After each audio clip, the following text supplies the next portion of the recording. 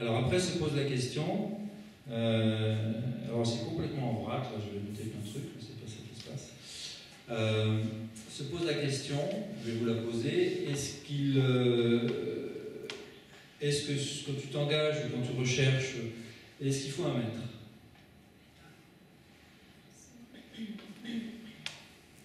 Ça aide à mettre sur la voie. Alors ça peut aider à mettre sur la voie. Moi je trouve que d'après ce que j'ai pu expérimenter, ceux que je considère comme des bons guides ou des bons professeurs ou des bons maîtres, comme on veut les appeler, c'est ceux qui me donnent le goût de trouver mon maître à l'intérieur de moi. Ok. Un maître, oui, quelqu'un qui guide, je pense, qui montre la voie et qui nous laisse libre de l'apprendre ou de ne pas l'apprendre. Alors ça c'est aussi intéressant. Ce serait quoi un maître? C'est quelqu'un qui a quelque chose à enseigner.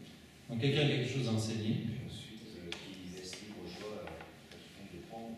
Et après qui laisse libre, donc qui laisse ouvrir. Et un maître, je pense qu'il doit être prêt aussi à apprendre, c'est-à-dire que, comme vous disiez, rien n'est jamais acquis et on est maître parce qu'on est là pour retransmettre quelque chose, mais voilà, on apprend aussi des autres en étant maître. Oui. Donc un positionnement plutôt humble, on va dire, du maître. Par exemple, tu disais tout à l'heure, l'esprit, ça marche avec le souffle. L'incarnation, c'est la respiration. Si on ne respire pas, il n'y a plus de lien entre le corps et l'esprit. En Occident, on apprend beaucoup, en Asie, ça, depuis toujours le faire. Ça fait partie de la culture, apprendre à respirer. Moi, je pense que si j'avais pas un prof qui va me donner ça, je l'aurais jamais appris toute seule. Parce que c'est pas dans ma culture. Quand on a besoin d'aller piocher dans une culture différente, je pense qu'il faut un maître. Et après, on s'en libère au bout d'un moment quand on est suffisamment initié. Je pense que le yoga, sans prof, dans notre culture à nous, alors, effectivement, on pourra prendre une technique, par exemple, quelle qu'elle soit. Tu as besoin de quelqu'un qui, d'un bouquin, on voit quelque chose qui va au moins te montrer que ça existe. Si on est convaincu que ça passe par le souffle, à un moment voilà. donné, il faut un prof. Alors voilà. Donc ça, c'est le point que vous avez mentionné finalement, comme tu dis, si je reprends tes termes, si tu es convaincu que... Donc c'est-à-dire qu'en fait, on retrouve, à mon sens, la notion du maître intérieur, évidemment.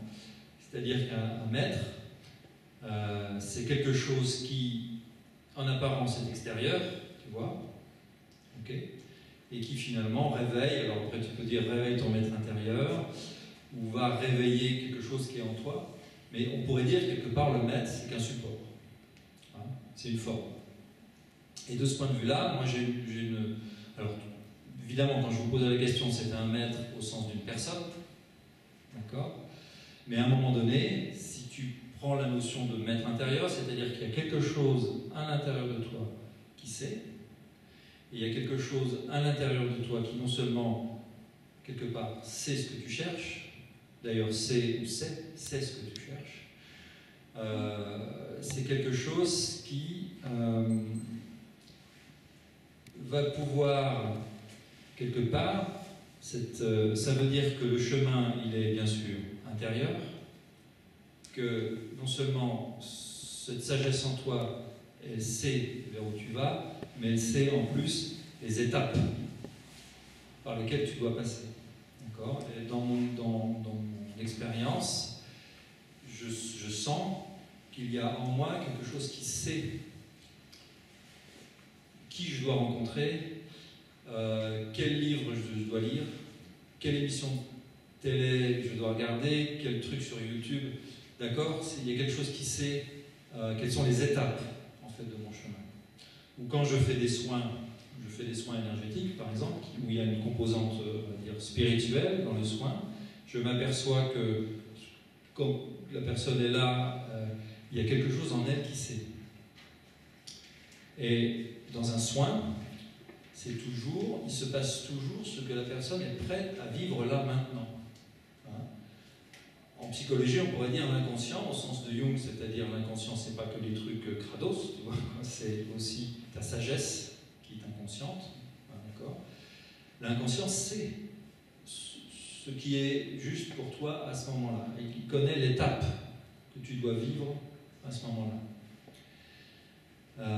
Et donc cette sagesse intérieure, elle va se manifester effectivement à l'extérieur par plein de formes possibles. Et pendant un moment donné, ça peut être effectivement une personne. Une personne et la manifestation extérieure de ton maître intérieur, d'accord? Et cette personne, le chemin que tu vas faire avec elle, va te permettre de réveiller, d'activer les choses qui sont en toi.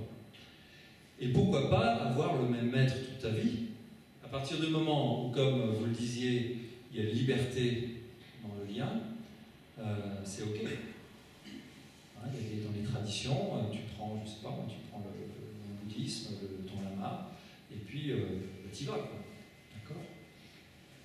Je dirais que de tout temps, mais surtout maintenant, pour moi, le maître extérieur, c'est quelqu'un qui a assez d'amour pour susciter l'envie d'accepter la difficulté d'être dans un corps.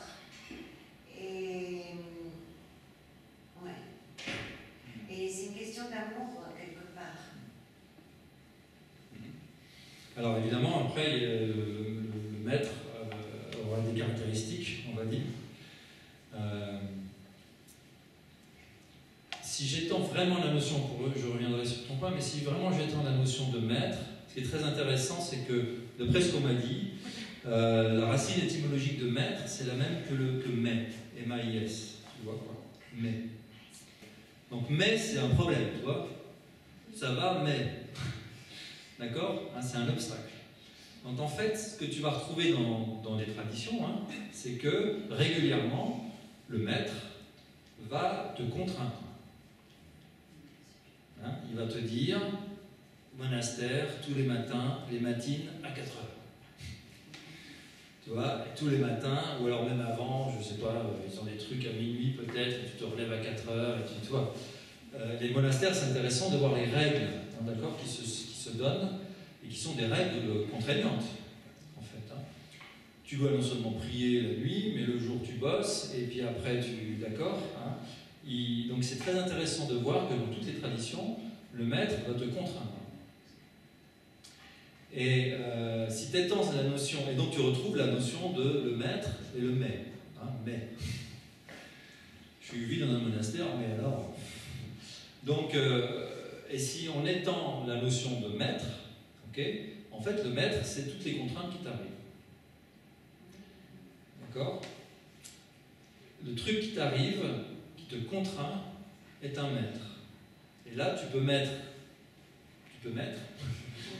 dans le panier, toi, si tu étends la définition du maître, tu mettez quoi dans le panier? Alors là, c'est vaste. Les épreuves. Les épreuves de la vie. Bah, les enfants, tu dis. Les enfants, les gens avec qui tu vis. Je ne sais pas si vous avez remarqué, hein, mais les gens avec qui tu vis, ceux-là, c'est des maîtres de première catégorie. Donc les enfants, alors les parents, n'en parlons pas. Là, l'incarnation dans la famille, là, mais qu'est-ce que il faut dans cette famille-là? Donc les parents, comment? Les rythmes, tout ce que la vie t'impose. Moi, j'ai fait le yoga de l'entreprise. Donc 20 ans de yoga de l'entreprise, donc les chefs tyranniques, les clients jamais contents, les fournisseurs qui... Enfin voilà. Hein. Donc tu pourrais dire, étendre la notion de maître à toutes les contraintes et les trucs qui te posent un problème. D'accord? Et si tu continues dans ce sens-là, tu pourrais dire, ma souffrance est un maître. Ma douleur est un maître. La maladie est un maître. Voilà. Après, vous voyez, c'est là mon ego. Alors là, je vais loin. Mon ego, c'est-à-dire tout ce qui fait de moi petit, qui me rend petit, tous mes attachements. Donc, tout ça, c'est des contraintes. Ça, c'est des maîtres. Alors, pourquoi tout ça, c'est des maîtres? On pourrait dire la crise actuelle est un maître. Pourquoi? C'est pour obliger à rentrer dans autre chose. C'est des ferments de transformation. C'est pour t'obliger à te transformer. Et là, on rentre au cœur finalement de la démarche spirituelle spirituel, c'est pour t'obliger à accéder à la dimension. Je vais le dire comme ça, mais alors il y a 3 millions de manières de le dire, et c'est à chacun finalement de trouver sa propre manière de vivre et de le dire. Mais je dirais, c'est pour t'obliger à accéder à la dimension de toi-même qui dépasse ça. Et là, on a la notion de la dimension, alors que Chiara et Aurélie, avec sa musique, ont appelé l'être, d'accord? Cette dimension de toi qui ne dépend pas du regard des autres, de l'action qu'ils ont sur toi, qui ne dépend pas de toi, la partie de nous-mêmes qui ne dépend pas d'eux. Comment? Du temps, qui ne dépend pas de ton passé, qui ne dépend pas de ta santé physique. D'accord? La dimension, et là, il y a tous les noms possibles, hein, mais en même temps, c'est innommable. La dimension divine, voilà, c'est encore un autre nom. Après, si tu passes dans le vocabulaire de la spiritualité moderne, ça va être mieux. Tu puisses quand même dans... Alors, si tu prends chez les chrétiens le royaume des cieux, l'être, le Bouddha, enfin voilà, après chaque région, chaque village a son nom. Le non manifesté, c'est-à-dire la dimension de toi justement, qui est complètement indépendante de ce qui se manifeste. L'être, la présence, il y a des mots. Mais attention, autre piège bien sûr, un mot ne contiendra jamais cette dimension-là. Hein, puisque par nature, elle est au-delà de tout ce qui est qui a une forme. Hein, le sans forme, maintenant on entend pas mal ça, le sans forme. Donc c'est une dimension de soi qui ne peut pas être nommée, qui ne peut pas être touchée, enfermée dans quoi que ce soit. Et cette dimension est libre, entièrement libre. Et le chemin consiste, c'est pour ça que la contrainte, entre guillemets, est intéressante. C'est-à-dire, comment tu sais que tu as tiré la leçon d'une contrainte? Voilà, ça ne te soucie plus. Alors, c'est pas que ça ne te touche plus, attention, tu peux toujours y être sensible. Hein, si par exemple, c'est une maladie, c'est une douleur, peut-être que tu souffres encore, hein, peut-être que tu as encore une douleur, mais il n'y a pas que ça. La douleur est vécue dans un champ de conscience, et on prend des gros mots de la spiritualité moderne. Tu vis ta douleur, mais en même temps, tu es au-delà de la douleur. Mais elle est encore là. Vous voyez, c'est une dimension qui n'est contre rien. Elle inclut, elle accueille. Et là, on trouve peut-être le cœur de toute transformation spirituelle, c'est l'acceptation. Mais attention, acceptation, tout de suite, si tu mets ça dans une oreille occidentale, ça va, voilà, on va vite le prendre comme soumission. Et ça, c'est assez, influencé par la culture judéo-chrétienne. Tu vois, quoi, tu dois te soumettre à une sorte de Dieu tout-puissant qui domine, en fait. Donc, acceptation, c'est intéressant parce que étymologiquement, accepter, c'est acte, c'est privatif, et sept, c'est saisir, c'est le sceptre. D'accord ? Donc, accepter, ça veut dire ne pas saisir. D'accord ? C'est-à-dire ne pas s'accrocher à ce qui se passe. Mais ce n'est pas se soumettre. Donc accepter, c'est une attitude intérieure. Quelque chose m'arrive dans l'instant, ça ne sert à rien que je lutte contre ce qui m'arrive, c'est déjà là. Donc déjà, accepter, ça représente une économie d'énergie importante. Tu vois ? Parce que le temps qu'on passe tous à nier la réalité, à nier la simple évidence, d'accord ? Là, il y a déjà, là on est dans des époques d'économie d'énergie, là tu as déjà une belle économie d'énergie. Mais donc c'est dire, ok, ben c'est là. Et en même temps, mais ça ne veut pas dire ne pas agir. Je ne sais sais pas si vous voyez la nuance. Accepter, c'est une attitude intérieure. J'accueille ce qui est. Mais une fois que j'ai accueilli ce qui est, ça n'empêche pas de poser un acte. Je dirais même qu'au moment où je pose l'acte, il est libre. D'accord? Parce que je ne nie pas ce qui est. Okay? Je ne m'accroche pas à mes idées de ce qui devrait être, de ce qui ne devrait pas être, etc. J'ai une liberté. Et donc ça me permet d'agir de manière encore plus libre.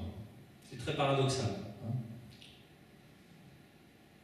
Plus j'accepte une situation, plus j'en suis libre, plus je peux agir librement, plus mon action est puissante.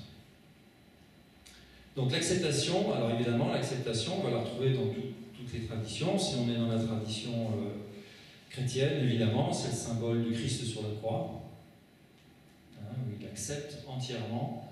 Si je le prends au niveau symbolique, hein, il accepte entièrement sa condition, et c'est son abandon à cette torture, en fait, qui permet la résurrection, d'accord, qui permet l'accès à une autre dimension de lui-même. Là, je parle symboliquement de la symbolique de la crucifixion, d'accord. Mais donc c'est une mort. Attention, là, ça devient. D'accord? Donc le chemin spirituel, il est jalonné de mort. Ok? Qu'est-ce qui meurt? Alors l'ego, les croyances, les peurs, ce que tu croyais que la vie est, ce que tu crois que comment les choses doivent être, comment les autres doivent être, et comment toi tu dois être. Donc tout ce que tu considères comme voilà, tout ce que tu enfermes dans des croyances, dans une vision limitée de la réalité, la vie passe son temps finalement, si vous regardez bien, à casser tout ce que tu crois que la vie est. Hein, Donc de ce point de vue-là, le chemin est un dépouillement. Et là tu retrouves ça dans beaucoup de traditions. D'où les notions d'ascèse. Tu vois, dans certaines traditions, on va créer des conditions d'ascèse de manière à ce que tu te détaches en fait des conditions et tu accèdes à travers l'ascèse à cette dimension qui ultimement n'en a rien à faire de l'ascèse ou de pas d'ascèse. D'accord ? Le risque, c'est quoi ? C'est comme le moine bouddhiste, le moine zen de tout à l'heure. C'est qu'on s'identifie. Tu t'identifies à ton ascète et tu deviens l'ascète. Tu vois, donc tu te fais une idée de toi-même. Donc le chemin spirituel, ça consiste à se dépouiller en permanence des idées qu'on a sur soi-même.